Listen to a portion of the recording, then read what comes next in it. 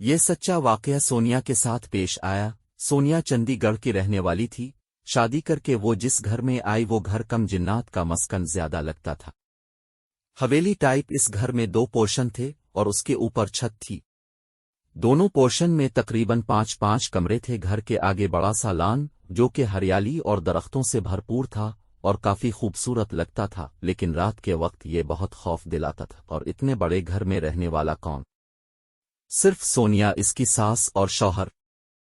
یہ گھر جنات کا مسکن اس لیے لگتا تھا کیونکہ سناٹا یہاں دن کے وقت بھی رات جیسا ہوتا تھا۔ ساس سونیا کی کم گو تھیں، کمرہ بند کر کے اپنی عبادات تسبیحات میں لگی رہتی۔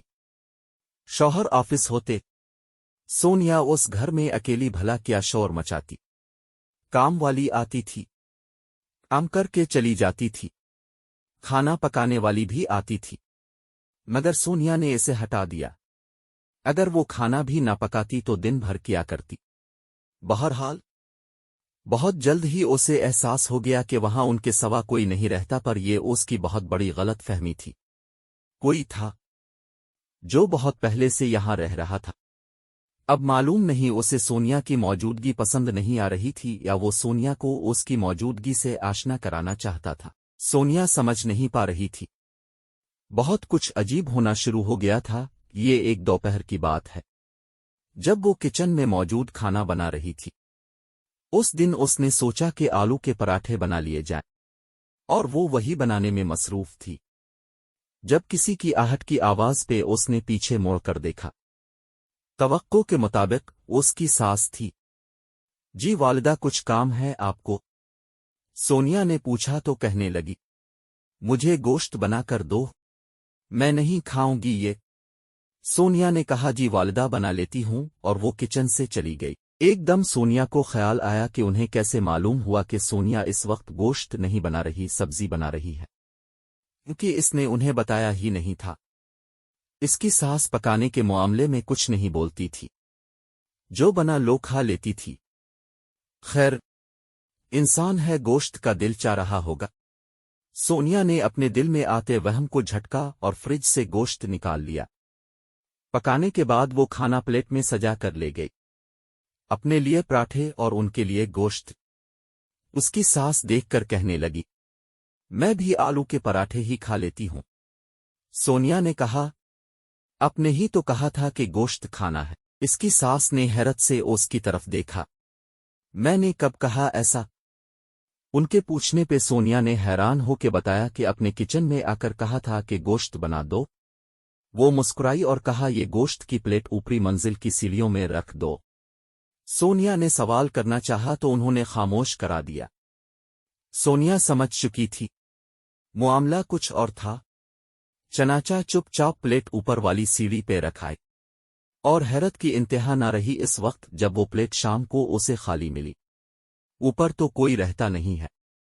کھانا کس نے کھایا؟ وہ جو کوئی بھی تھا، یہ سونیا اور اس کی پہلی ملاقات تھی، اور سونیا کے ساتھ ہونے والے عجیب واقعات کی شروعات یہیں سے ہوئی تھی۔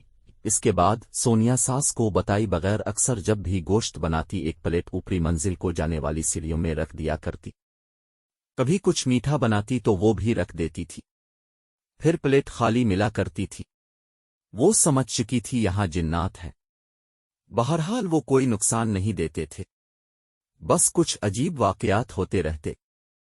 کبھی کسی بچے کے رونے کی آواز آتی، کبھی ایسا لگتا بہت ساری لڑکیاں آپس میں مل کر ہنس رہی ہوں، کبھی لگتا کوئی عورت سونیا کے پیچھے سے گزری ہے۔ کچھ زیادہ حیران کن بھی ہو جاتا۔ ایک دفعہ یوں ہوا کہ سونیا نہانے چلی گئی۔ اس وقت سونیا کی ساس سو رہی تھیں، اتنے میں دروازے کی گھنٹی بج گئی۔ یہ کون آ گیا اس وقت؟ سونیا نے سوچا۔ بہرحال اسے واش روم سے باہر نکلتے تھوڑی سی دیر لگ گئی۔ باہر آئی تو دیکھا اس کے شوہر صوفے پہ بیٹھے تھے۔ آپ یہاں اس وقت؟ سونیا نے حیرانی سے پوچھا۔ اس سے زیادہ حیرانی سے انہوں نے سونیا کو دیکھا اور پھر اپنے پیچھے موڑ کر دیکھا، اور پریشان ہو کر بولے، اگر تم یہاں ہو تو جس نے دروازہ کھولا وہ کون تھی؟ کیا مطلب؟ سونیا نے حیرت سے پوچھا۔ تو وہ کہنے لگے کہ دروازہ بھی تم نے کھولا ہے، باتھ روم سے نہا کر بھی تم آئی ہو، میں تو اس لیے جلدی گھر آ گیا کہ میری آج طبیعت ٹھیک نہیں۔ सोनिया ने उन्हें बताया कि दरवाज़ा उसने नहीं खोला। बहरहाल दोनों मियाँ बीवी ने बात को ज्यादा कुरेदा नहीं। वो समझ चुके थे। फिर हुआ यूं कि कुछ दिन बाद सोनिया को खुशखबरी मिली कि वो माँ बनने वाली है। यहाँ से सोनिया के साथ होने वाले वाकयात कुछ भयानक रुख इख्तियार कर गए। एक रात सोनिया और उसके शौहर बाहर घूमने गए थे। वापस आकर जब वो सोए तो इस रात जो हुआ वो सोनिया के लिए नाकाबिल बर्दाश्त था। रात के न जाने कितने बजे का वक्त था जब कमरे का दरवाज़ा खुला। एक औरत जो कद में लंबी और जसामत में अच्छी खासी चौड़ी थी, सिया लिबास में अंदर दाखिल हुई। इसके चेहरे पे बाईं गाल पे खड्डा सा था, जैसे किसी वक्त में शदीद आग लगने से खाल झुलस गई हो। इसके हाथ में कोई नोकीली सी चीज थी, चाकू टाइप। वो बेड पे सोनिया के पास आके खड़ी हो गई।